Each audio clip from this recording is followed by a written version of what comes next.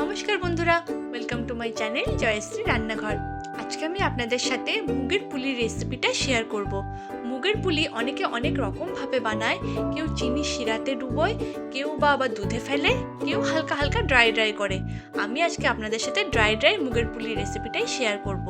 মুগের পুলি বানানোর জন্য প্রথমেই আমি 1 কাপ মুগ ডালকে একটু ড্রাই রোস্ট করে নেব। হালকাভাবে একটু নাড়াচাড়া করব মিডিয়াম ফ্লেমে, কিন্তু কালারটা চেঞ্জ হওয়ার আগেই এটাকে আমরা নামিয়ে নেব। তারপরে ঠান্ডা জলে 2 থেকে 3 বার বেশ ভালো করে ধুয়ে জলটা ফেলে দেব। আর ওই একই কড়াইতে আবারও পুরো ডালটাকে দিয়ে আমি 1.5 কাপ থেকে 2 কাপ সমান জল দিয়ে দেব। আর এটাকে বয়েল হতে দেব সামান্য একটু নুন দিয়ে। আর এদিকে ডালটা বয়েল হতে হতে আমি একটা কড়াইতে 1 চামচ গাওয়া ঘি, কোরানো নারকেল, পাটালি গুড় দিয়ে দিলাম। গুড়টা মেল্ট হওয়া পর্যন্ত ওয়েট করব। তারপরে আমি এখানে সামান্য একটু গুঁড়ো দুধ অ্যাড করে দিলাম। পাউডার মিল্কটা অ্যাড করার পর সামান্য একটু নাড়াচাড়া করব। দেখুন গুড়টা কিন্তু মেল্ট হয়ে যাচ্ছে। একটা আঠালো মতন যখন এটা হয়ে আসবে তখন কিন্তু আমাদের পুর একদম রেডি। এই পরিস্থিতিতে এটাকে আমরা তুলে আলাদা করে রেখে দেব।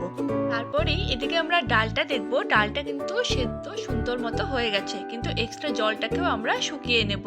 অনেকেই প্রেসার কুকারে ডালটাকে সেদ্ধ করেন, কিন্তু সেই ক্ষেত্রে কতটা সেদ্ধ করতে হবে সেটা ঠিক বোঝা যায় না, তাই আমি কড়াইতেই সেদ্ধ করে নিলাম।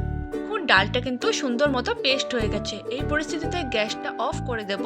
আর এখানে আমি 2 কাপ চালের গুঁড়ো অ্যাড করে দিলাম। এবারে এই গরম ডালটার মধ্যেই আমরা বেশ ভালো করে নাড়াচাড়া করে এটাকে মিশিয়ে নেব, কারণ হাত দিয়ে মেশানো এই পরিস্থিতিতে সম্ভব হবে না, কিন্তু গরম অবস্থাতেই এটা মেশাতে হবে।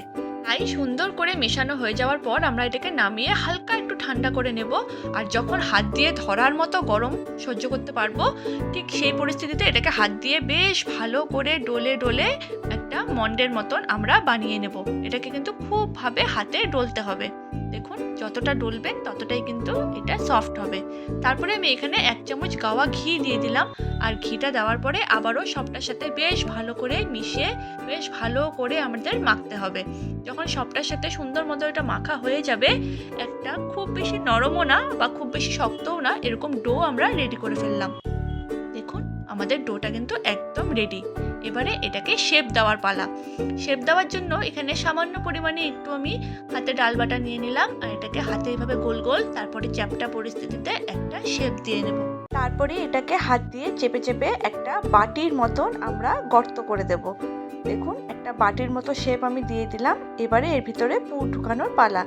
নারকেলের যে পুরটা রেডি করে রেখেছিলাম সে পুরটা ভিতরে চেপে দিয়ে দেব। আর তারপরেই এটার মুখটা আমরা বেশ ভালো করে বন্ধ করে দেব। অনেকে কিন্তু মুগের পুলিতে নারকেলের পুর ব্যবহার না করে ক্ষীরের পুরও ব্যবহার করে থাকেন, আপনারাও সেটা করতে পারেন। খেতে কিন্তু দুটোই খুব ভালো লাগে। তারপরে হাত দিয়ে এভাবে চেপে একটা পটলের মতো শেপ আমরা দিয়ে দেব। আর দুটো সাইডকে হালকা একটু চেপে এরকম একটা সুন্দর শেপ দিয়ে দিলাম। দেখুন কি সুন্দর লাগছে দেখতে। একই রকম ভাবে আমরা বাকিগুলোকেও রেডি করে নিলাম। এবারে এগুলো ফ্রাই হওয়ার জন্য একদম রেডি। এদিকে কড়াইতে আমি বেশ অনেকটা রিফাইন্ড অয়েল গরম করে নিলাম। আর তাতে এই পুলিগুলো একে একে দিয়ে দেব। তারপরে এটাকে উল্টে পাল্টে আমরা ফ্রাই করব। বোথ সাইড যেন গোল্ডেন ব্রাউন হয়, ঠিক সেরকম ভাবে মিডিয়াম ফ্লেমে আমরা ফ্রাইটা করব। দেখুন গোল্ডেন ব্রাউন হয়ে গেছে। এবার এগুলোকে তুলে আলাদা করে সাইডে রেখে দেব। একই রকম ভাবে বাকি পুলিগুলোকেও সব আমরা ফ্রাই করে নিলাম। হয়ে গেল সব ফ্রাই। এবারে চিনি শিরাটা করার জন্য আমি 1 কাপ চিনি দিয়ে দিলাম, তার সাথে সামান্য পরিমাণে একটু জল দিয়ে দিলাম। আর এটাকে ভালো মতো নাড়াচাড়া করে চিনিটা মেল্ট হতে দেব।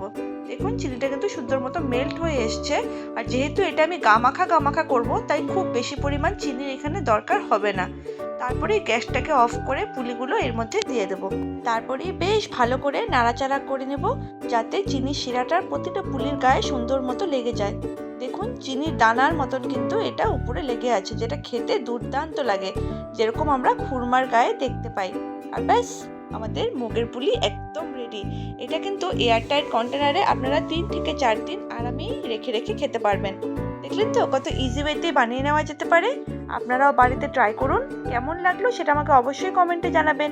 আর যদি প্রথমবার আমার ভিডিও দেখছেন তাহলে আমার চ্যানেলকে সাবস্ক্রাইব করে আমার পাশে থাকবেন।